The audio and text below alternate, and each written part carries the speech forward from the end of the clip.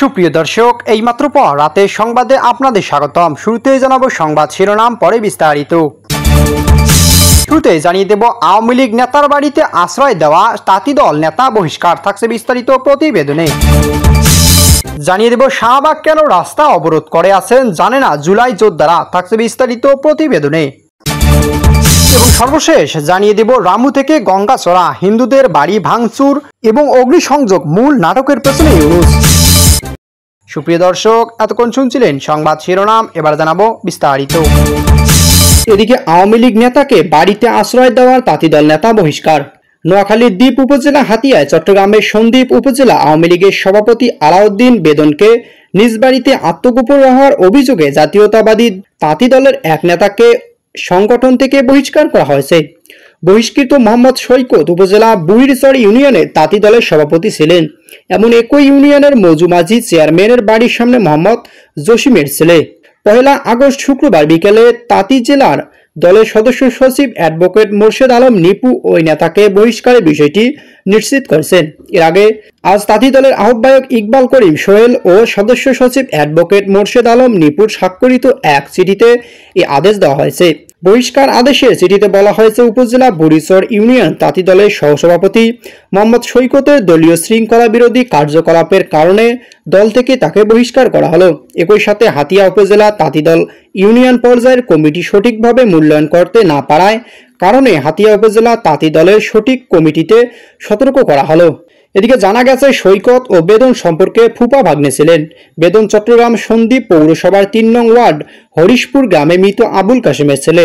তিনি দীর্ঘদিন সন্দ্বীপ উপজেলা আওয়ামী লীগের সভাপতিত্ব দায়িত্ব পালন করে আসছেন। আর বহিষ্কৃত তাঁতি দল নেতা মোহাম্মদ সৈকত বলেন, মূলত আমি একজন ব্যবসায়ী, এজন্য বাড়ি তেমন থাকি না, বেশি সময় দোকানে থাকি। ঘটনার পরে শুনেছি উনি 7 থেকে 8 দিন আগে আমাদের বাড়িতে এসেছেন। তিনি আমাদের বাড়ির ঘরের অন্য বিয়ে করেন। ওই আওয়ামী লীগ নেতা আমাদের বাড়িতে অবস্থান করছেন, এটা আমরা কেউ জানতাম না, জানলে আমি পুলিশকে অব্যাহত করতাম। এদিকে শাহবাগে কেন রাস্তা অবরোধ করে আছেন জানেই না জুলাই যোদ্ধারা। জুলাই ঘোষণাপত্র, জুলাই সনদ দ্রুত বাস্তবায়ন ও স্থায়ী বিধানে যুক্ত করার দাবিতে রাজধানী শাহবাগ মোড় অবরোধ করে রেখেছে জুলাই যোদ্ধারা। এ নিয়ে টানা 2 দিন ধরে বৃষ্টির মধ্যে শাহবাগের রাস্তা অবরোধ কর্মসূচি চলছে। 1 আগস্ট শুক্রবার সকাল থেকে তারা সড়ক অবরোধ করে রেখেছে। তবে অবরোধকারীদের মধ্যে কেউ বলতে পারলে না তারা কেন শাহবাগ অবরোধ করছে।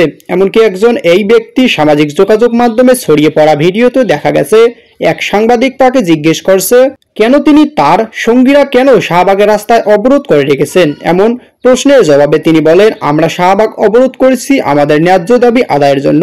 আমি জুলাই আন্দোলন আহত হয়েছি, আমার বোন শহীদ হয়েছেন। তার কাছে জানতে চাওয়া হয় আপনাদের ন্যায্য দাবি কি। এমন প্রশ্নের জবাবে জুলাই যোদ্ধা ওই যুবক কোনো উত্তর দিতে না পারেননি, বরং তার কথাবার্তা এবং বাচনভঙ্গিতে মনে হয়েছিল তিনি মাদকাসক্ত এবং ঘোরের মধ্যে আছেন। সাংবাদিকের প্রশ্নের জবাবে বলেন, আমি এখন দাবিটা আসলে বলতে পারছি না, আমার জানা নেই। আলোচিত এই প্রশ্নের ভিডিও সামাজিক যোগাযোগ মাধ্যম ভাইরাল হয়ে গেছে। এদিকে রাজধানী শাহবাগ মোড়ে যান চলাচল বন্ধ হয়ে যাওয়ার পাশাপাশি আশপাশ সব সড়ক তীব্র যানজট সৃষ্টি হয়েছে। এতে চরম ভোগান্তিতে পড়ছেন পথচারীরা। শাহবাগ অবরুদ্ধ থাকার কাঁটাবন মোড়, ইন্টারকন্টিনেন্টাল মোড়, মৎস্য ভবন মোড় ও শাহবাগ থানার সামনে সড়ক থেকেই যানবাহন অন্যদিকে ঘুরিয়ে দেওয়া হয়। এদিকে রামু থেকে গঙ্গাচড়া একই নাটকের পুনরাবৃত্তি। গঙ্গাচড়া আবারও রক্তে লালে লাল। আলদাতপুর বালাপাড়া হিন্দুদের ঘরে আগুন, মন্দির হাতুড়ি আঘাত, জনজীবন আতঙ্ক। 2017 সালে ঠাকুরপাড়ার পর এবারও রংপুরের মাটি কাঁপল সাম্প্রদায়িক উন্মাদের লাঠি বোমা হুঙ্কারে। অভিযোগ, ফেসবুকে নবীর অবমাননা অভিযুক্ত একটি 17 বছরের কিশোর যে এখন জেল হাজতে। প্রমাণ শূন্য, তদন্ত অনুপস্থিত, বিচার রাষ্ট্রযন্ত্রের চোখে মুখে কালো পট্টি বাঁধা। এই বাংলাদেশের ধর্মীয় সংখ্যালঘু হওয়ার অর্থই হলো নিজের বাড়িতে শঙ্কিত প্রাণী হয়ে থাকা। একজনে হয়তো কড়া অপরাধ পুরো একটি সম্প্রদায়কে জিম্মি করা, তাদের ঘর বাড়ি পোড়ানো, মন্দির ভাঙা, নারী শিশুদের রাস্তায় ফেলা, এটাই হচ্ছে রাষ্ট্রের অফিসিয়াল নীতি হয়ে দাঁড়িয়েছে।